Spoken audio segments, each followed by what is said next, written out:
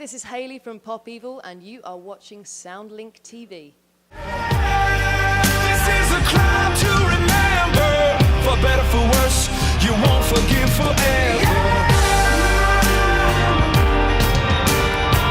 For better, for worse, you won't forgive forever. All right, sweet. This is Trent with Soundlink TV here with Hayley from Pop Evil. How you doing? I'm very well, thank you. Awesome, awesome. So you guys just got done with a very awesome tour with some classic bands and everything. Talk to us a little bit about that. What was that experience like for you personally and the band as a whole? Personally and the band as a whole, it was possibly one of the best tours of our life. Not only was it just awesome music, just every single person on the tour was just great to be around, you know. So supportive, so encouraging, and just a whole load of fun. Like, I had so much fun with Cheap Trick. I don't know whether anyone's seen on my Instagram and stuff, but just Rick Nielsen is an absolute hoot. And you just, there's never a dull moment. He's always up to something, you know, he's always up to trouble, and yeah, it was just never a dull moment on that tour. Okay, Nothing but a good time tour. Yeah, so I mean, this band, Pop Evil, has been around for a bit and stuff. So even with the band that's been around, I know you're a little bit newer to the band and stuff, but the band as a whole, maybe you personally, what have you guys, I guess, taken away or maybe learned from those guys on that tour? You know what?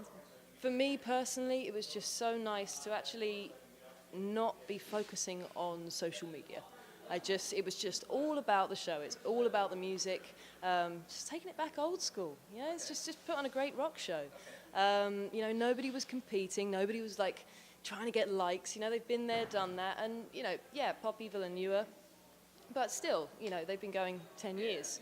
You know, so yeah, we were the opening band, but we didn't. You know, we don't want to steal any fans. We just want to join the party. You know, so nothing was competitive, and it was just so awesome to be around that spirit. Now, you're a little bit newer to the band. This is the first album you have been on, the self-titled that came out and everything. And so, for people who may not be too familiar with your background, how did you get into all this and stuff, and what's this ride been like for you so far, as well as contributing to this band that's been around for 10 years now? So, I mean, I've been playing drums all my life. Been in various bands, and, you know, it's people that you meet along the way join the dots. You know, somebody that I knew in America knew that I was looking for a band. I was ready to kind of commit to a band as such. You know, there was a period of time when I didn't want to commit to a band. I just wanted to go and play with anyone and have a bit of fun and not get into any kind of politics or, you know, settle down, let's say. Yeah, that person kind of joined the dots, told Pop Evil to check me out, told me to check Pop Evil out. I sent my audition tape in, and the rest is history, you know.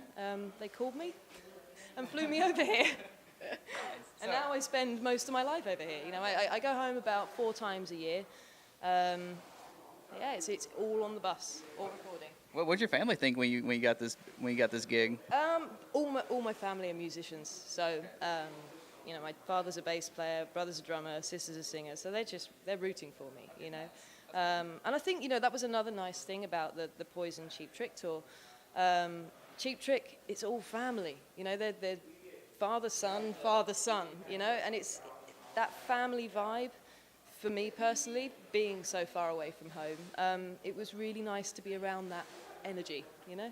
It was yeah, it was good. Now, you guys have a new album out. Your first time on it. Were you nervous you've been in bands before, but were you nervous going to the studio for this one or contributing to this? How did the writing dynamic with you work out for this record and everything?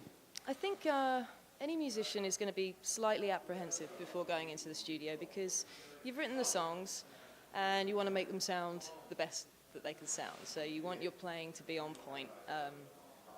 You know, and also we've worked with a producer that they haven't worked with before, Kato, who has sadly passed away now, which was awful. We won't go down that route. But you know, when you work with someone that you haven't worked with before, you know, there's just that period of time where you just suss each other out, and but it just went really well. You know, we were where were we? Sound Emporium in Nashville for 6 weeks, and it just sounded right in the room. You know, the drums sounded awesome. The vocal booth is like, I think it's Robert Plant's favorite vocal booth or something like that. So, you know, you can imagine it was a good studio. Okay. Now, you know, I assume the fans have been very welcoming to you and stuff. Obviously, they're coming out to shows and stuff like that. So, what's that been like being embraced by this fan base? 'Cause new members, they can be a little bit, fans can be a little bit apprehensive of welcoming them and stuff. So like, what's that experience been like for you coming in as a new member with the fans and all that? It totally blew me away because I'm a girl joining this band of guys that they're quite good-looking guys, and I didn't want any female fans to be annoyed at me, let's say. But I've been greeted with open arms. I think it's very obvious when you see me play. I am just about the music. Yeah, I'm a girl. They're guys. 2018, get over it. Yeah. So what? So yeah, I've just had a great time. They've all been fantastic.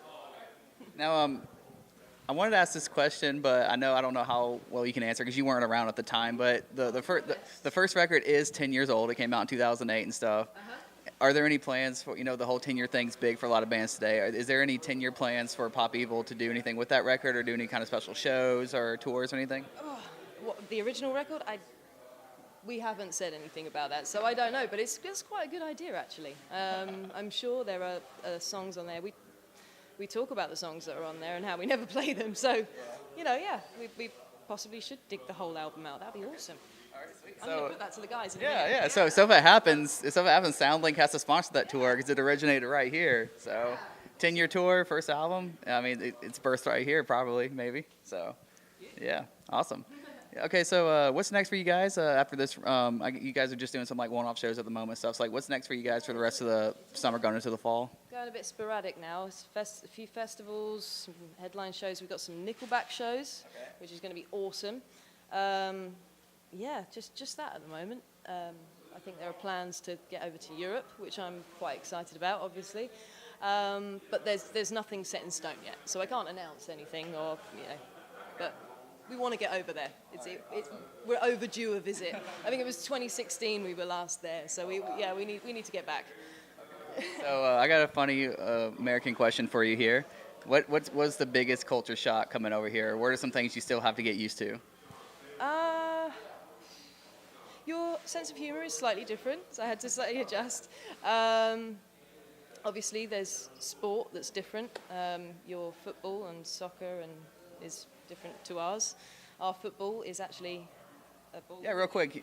Yeah, our editor over there, he's a big soccer fan. So who's your team? I'm from Brighton, so I'll have to say Brighton and Hove Albion. But Manchester United, sorry. Yeah? He's smiling now. Oh, awesome. There we go. All right, well, thanks for your time today and everything. Good luck for the rest of the year. I'm Trent with SoundlinkTV with Hayley from Pop Evil. Thanks for watching. Yeah!